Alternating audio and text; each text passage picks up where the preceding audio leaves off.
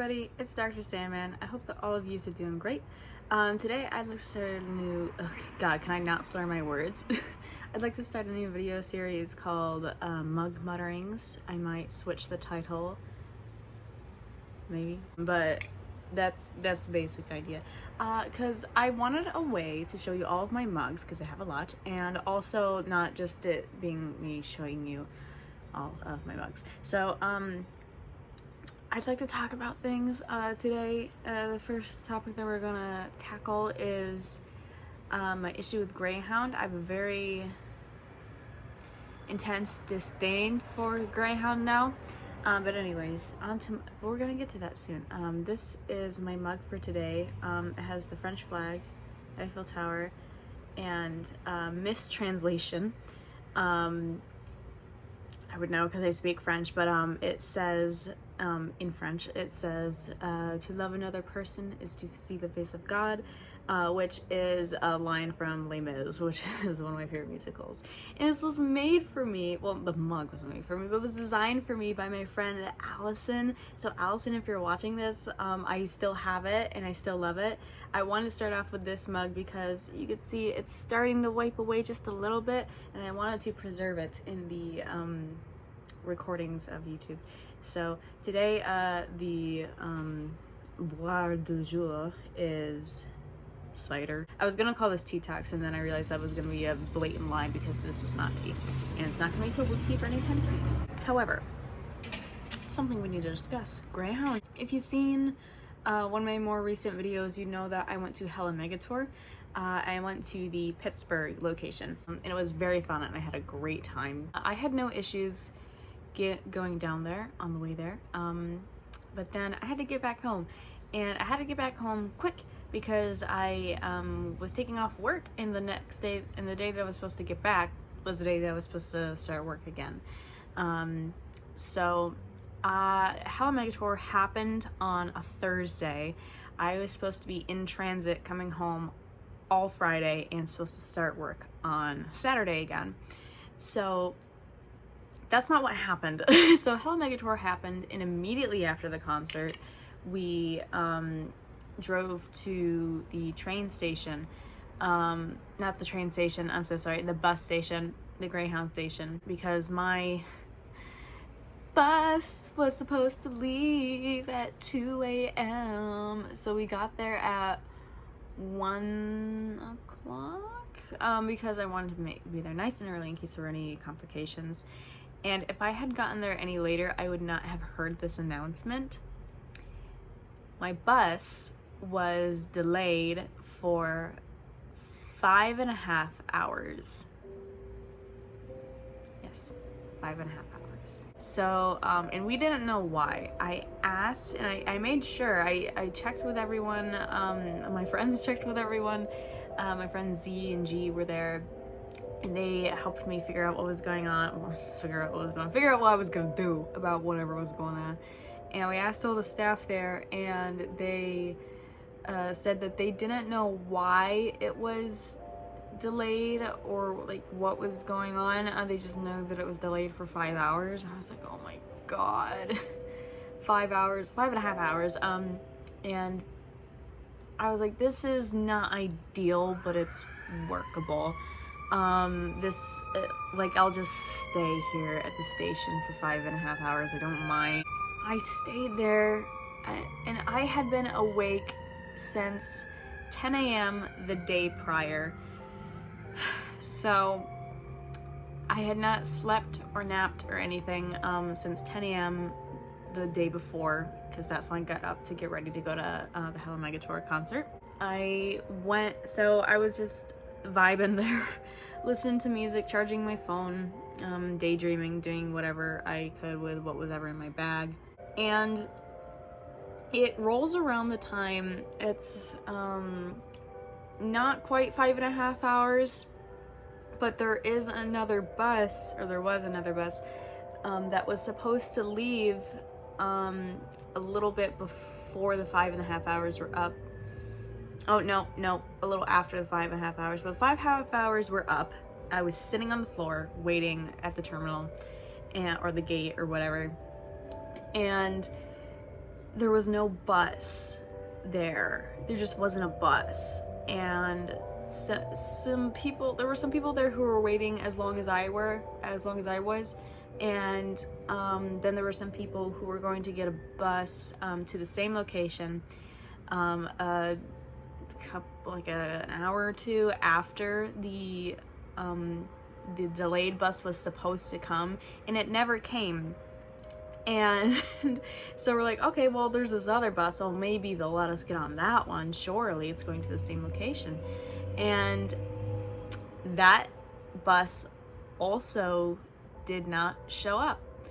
And there was this girl there whose name was Lee. Hi, Lee, if you're watching. She probably is not watching. She probably has no idea my channel exists. We didn't exchange social medias or anything, or numbers or anything, but she was very nice, and she was like my waiting in hell friend. So I was waiting with everybody, and then people from the next bus were coming in, and it was several hours after that one was supposed to come, and that one never came either. So everyone is freaking out, and everyone's taking turns going up to the front desk saying, where's the bus? We need to get home. We need to go. And everyone at the front desk was very unhelpful. They had no answers. They were just like, I don't know. And we're like, well, is there a bus coming? And to that they said, maybe. We don't know. Who knows? Not us. Eventually, many hours had passed, and I went to customer service because there was finally someone in that office. They hadn't been there all that night. Again, still haven't slept at this point. And I said, is there any way I could switch my tickets so I can get home? And she said, yes, you can do it free of charge. And I went to the help desk, and I said, can I please switch my tickets? And I have no idea what they said, because the whole time everyone was mumbling, and they were talking through glass, like they were behind a glass wall. They were talking to me, and I'm already hard of hearing, and I had been up for over 24 hours at this point, and I was very frustrated, so I just didn't even switch my tickets. I was just like, okay, and I didn't even hear what they said, and I left because I couldn't hear them, and I was so tired, just tired in general, and also tired of asking people to speak up. And I was just like, I'll just die here in Pittsburgh. And eventually, the unsung hero, this woman from customer service, came up, and she was apologizing to everybody, and people were yelling at her and being mean to her. I was like, oh, she's just doing her job. We were all like just very upset, very tired, and I can imagine she was very upset and tired. Oh, another detail, she was on the phone when I went to go speak to her, and I waited till she was off the phone, but when I had walked up to her door, she was on the phone asking somebody, where's the bus? Like, I was in my head, I was like, how do you lose a bus? But I digress. She had been calling somebody, trying to get somebody to come in to take a bus. She goes like, I got 50 people waiting here to get on a bus that's not here. Do something. And then we finally she finally came out, and she was talking to all of us, and she said, there's a bus coming, but it can't fit all of you, so I need you to split. So everyone who is supposed to get the 2 a.m. bus, who's been here for 10 hours at this point, who has been here for 10 hours, you're going first. Stand on this side of the wall. And everybody else who's waiting for the other bus, stand on this side of the wall. You're getting the next bus. I don't know when it's coming yet, but it is coming. And I was so tired, and as she was coming around to like check our tickets, make sure we were the right people, I said, hey, I know people have been very rude to you. I know you're probably just as stressed as we are right now. I just want to thank you for your help. And she goes, thank you. I'm sorry to make you wait. And then the guy next to me goes, do you know what happened? Like, why there's no bus? And she said, I usually don't share people's business like this, but the woman who was supposed to drive the bus that morning refused her schedule because her 1-year-old daughter died of cancer that morning. So I was not mad at anyone anymore. They gave us all $100 vouchers. And she apologized profusely. She said, "This has never happened before. I'm so sorry. I know this doesn't make up all like the stress and time that you've lost, but I hope that it's something." And I was like, "You're an angel." Thank you. And we got on the bus. It was a 9-hour bus ride from the station to New York City. And I had to make 2 transfers, one to Albany and one back home to Utica, and I'd missed both my transfers, of course. So I went to the help desk that had closed, and they said, "There's another help desk, go to this one." And I said, "Okay." And again, barely slept on the bus ride. I think I closed my eyes for like 20 minutes. But again, hard of hearing, so I didn't want to miss like an announcement from the bus driver.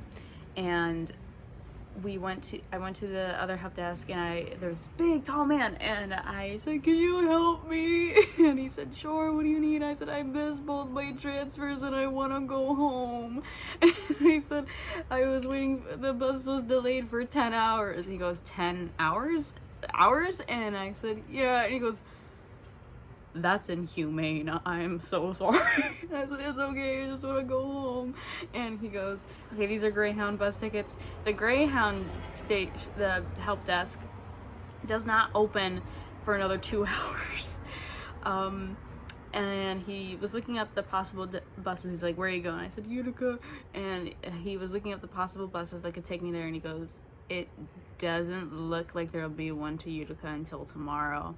I said, "Oh my god." And he said, "Okay, go to the Greyhound desk, tell them what happened, and hopefully there's another option, but what my scanner is telling me right now is that there's not another option, but hopefully there is."